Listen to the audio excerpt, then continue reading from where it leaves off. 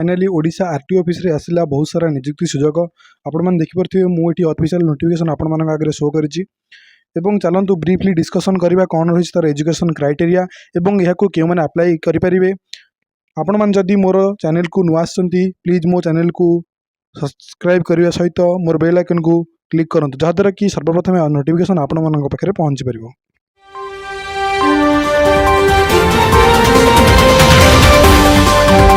Odisha RTO office रे आसिला various poster vacancy चलन जानिबा कौन रही वैकेंसी एवं क्यों पोस्ट रे।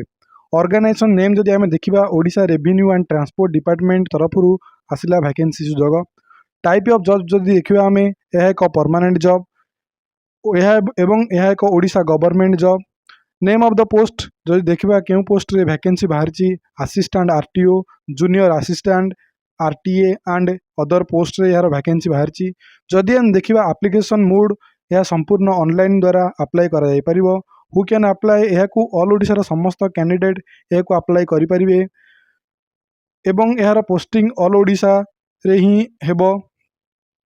लास्ट डेट बहुत शीघ्र आसी जिवो एवं बोथ मेल एंड फीमेल यह को अप्लाई करि परिबे। आमे देखिबा education qualification as per the RTO office requirement 2024 official notification अनुसार candidate must have been passed 12 class. जदि आमे देखिबा age limit maximum age limit 32 वर्ष एवं मिनिमम एज लिमिट 18 वर्ष रही। जदि आमे देखिबा एज रिलैक्सेशन ओबीसी स्टूडेंट मानक पई 3 वर्ष पीडब्ल्यूडी एससी एसटी मानक पई 5 वर्ष एवं एक्स सर्विस मानक पई 5 वर्ष रही। जदि आमे यार सैलरी देखिबा 39,800 पर मंथ यार सैलरी रही एवं तीनोटी प्रोसेस रे यार सिलेक्शन प्रोसेस रही। प्रथमे आमको रिटन एग्जाम देवाक पड़िबो देन जो मैंने रिटन एग्जाम रे क्वालिफाई हे से माने भाइबा टेस्ट बा इंटरव्यू देवाक पड़िबो। Last one is document verification जो मैंने डॉक्यूमेंट वेरिफिकेशन रे क्वालिफाई हे से मानकु जॉब टी मिलिबो। एहर एप्लिकेशन फी संपूर्ण मागणा रही।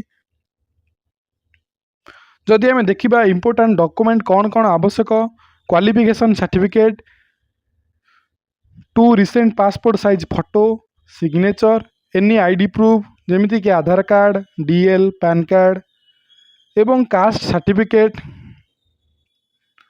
एवं जदि आमे यार इंपोर्टेंट डेट देखिबा एपर्यंत कौन सी डेट अवेलेबल होई नाही। बहुत जल्दी यार नोटिफिकेशन आसीजिवो। आपण माने दयाकरी मोर चैनल को सब्सक्राइब करने सहित मोर बेल आइकन को प्रेस करंतु जहाद्वारा कि एमिति इनफॉर्मेटिव वीडियो मु आपन पाखे जल्दी पहुँचाई पारिबी। जदि चैनल टी भल लगी दयाकरी आपणकर फ्रेंड सर्कल रे शेयर करंतु जहाद्वारा कि अन्य पिला माने भी उपकृत होई परिबे।